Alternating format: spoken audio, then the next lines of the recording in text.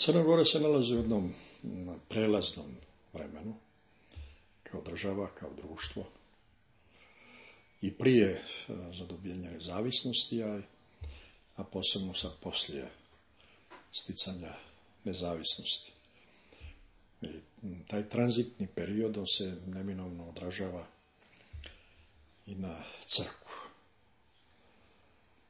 Uostalom, crkva ovdje se nalazi u jednom specifičnom položaju već čitavih 60 godina, dakle od Drugog svjetskog rata ili od početka Drugog svjetskog rata. Što se tiče same države, njen odnos prema crkvi, iako je u početku bio otvoren i dobronamjeran, vremenom po mnogo čemu on se vratio na odnos kakav je bio do 90. godina. Prije svega mi nemamo sada zakona o odnosima crkve i države, što je veoma porazno i za crkvu i za državu. To jedno drugo, država je u jednom trenutku potpisala zakon o restituciji crkvene imovine, međutim isti onaj koji je potpisao taj zakon, on ga je kasnije taj potpis je i izbrisao. To je i sadašnji premijer vlade Crne Gore. Tako da je donijet zakon o vraćanju imovine fizičkim licima, zadužbinama i tako, ali ne i vraćanju imovine crkvi. U vrijeme privatizacije, kad se ta imovina sad prelazi ko zna u čije ruke, do sad smo znali da je manje više bio titular država, pa se onda to moglo nekako i tolerisati i u isto vrijeme postala je lakša mogućnost da se vrši povratak imovina. Sada u vrijeme ove privatizacije to postaje sve komplikovanije i teže. Onda država, odnosno neki od državnih krugova sa svojih ideoloških razloga, ne država u cjelini i državna vlast, ali neke strukture u državi sa svojih ideoloških razloga forsiraju jednu, da kažem, plemensko religijsku zajednicu koju su nazvali Crnogorska pravoslavna crkva, koja nema nikakve veze sa pravoslavljem, niti je priznata uopšte u pravoslavnom svijetu, niti može biti priznata, jer je okupila oko sebe ljude koji su možda nekad bili sveštena lica, više nijesu sveštena lica pravoslavne crkve. I to forsiranje te pseudoreligijske zajednice kao navodno Crnogorske pravoslavne crkve dodatno usložnjava odnose između crkve, između mitropolije Crnogorsko-primorske. Najstarije duhovne ustanove u Crnoj Gori su stare bez prekida 8 vjekova. Praktično samo jedan od njih je bio 40 godina je bio sveštenik u Srpskoj pravoslavnoj crkvi. To je gospodin Tomović i onda je normalno otišao u penziju, trebao da ide u penziju, međutim on je smatrao da mu je penzija mala, duše nije velika penzija i onda je to bio povod da se i on pridruži toj takozvanoj Crnogorskoj pravoslavnoj crkvi. Glavni akter u njoj, on je završio Teološki fakultet u Beogradu, ali je bio sveštenik Carigradske patrijaršije. I tamo je Carigradska patrijaršija zbog njegovih prestupa protiv crkvenog poretka i nemoralnog ponašanja, ona ga je lišila čina, to je sinod Carigradske patrijaršije, Vaseljenski.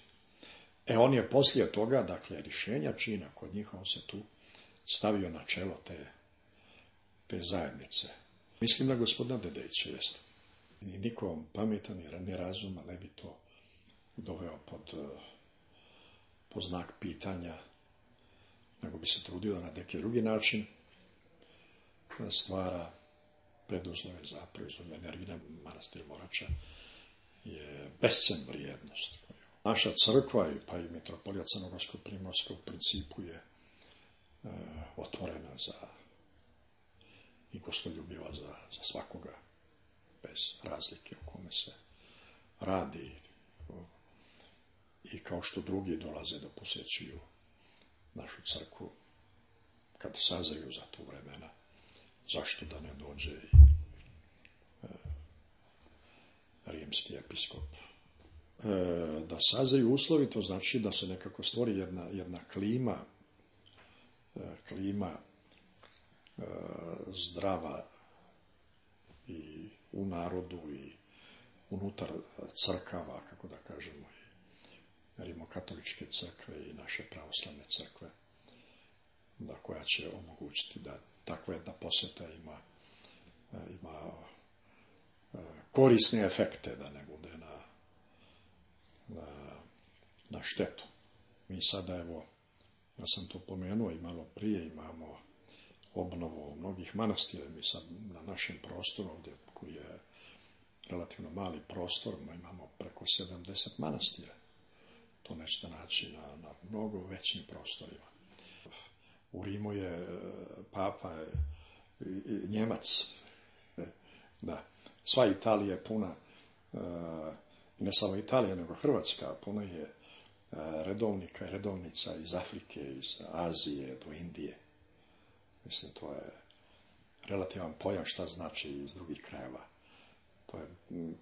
To primjećuju samo ljudi koji su opterećeni nekom svojom plemenskom sviješću.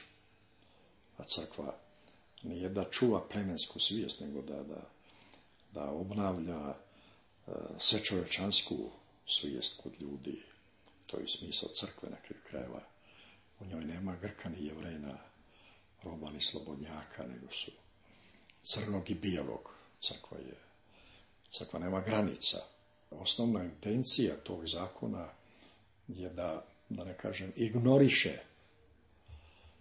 crkvu kao ustanovu koja je vlasnik i korisnik najvećeg dijela dobara kulture. Ja bi radije rekao dobara kulture nego li kulturnih dobara. Jer kad kažemo kulturnih dobara, to znači da ima i nekulturna dobra.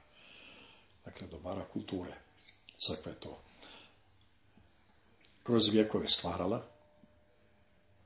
To što nazivamo dobrima kulture, ona je to stvarala, obnavljala, čuvala i ona to i danas radi. Kad imate jedan zakon koji ignoriše nju kao tako, i ne samo što ignoriše, nego se odnosi prema njoj kao prema nekoj nedorasloj ustanovi koju treba staratelj, čak tamo se upotrebljavaju te izraze, staratelj ili kada u tom zakonu ima i članova zakona koji govore o eksproprijaciji. Ima tu dosta tih detalja koji su veoma bitni, koji u suštini ne pomažu da se u budućnosti vrši prava istinsko vrednovanje. Nacrt zakona, ako bude prihvaćen onakav kakav je on definisan, on je po mnogo čemu pravno i faktički gori od svih zakona koji su iz te oblasti donošeni od 1945. godine pa na ovom. Crna rijeka, to je zaista, da ne kažem, jedno crno iskušenje u ovom trenutku za eparhiju Raško-Prizrensku i za manastir, drevni manastir Crnu rijeku, ali nisu dovoljno namjere. Očevidno da oni kojima je povjerena ta briga bila, da oni nisu bili na visini svoga poziva. Ja sam uvjeren da taj centar, ukoliko on bude opstajao i u buduće, on mora potpuno da promijeni svoje metode, svoga liječenja i da usaglasi te metode sa mislim, normalnim medicinskim metodama, ko mi na kraj pameti ne pada da primjenjuje takve prinudne metode kao što je to taj sveštenik tamo sa svojom grupom svojih saradnika učinio.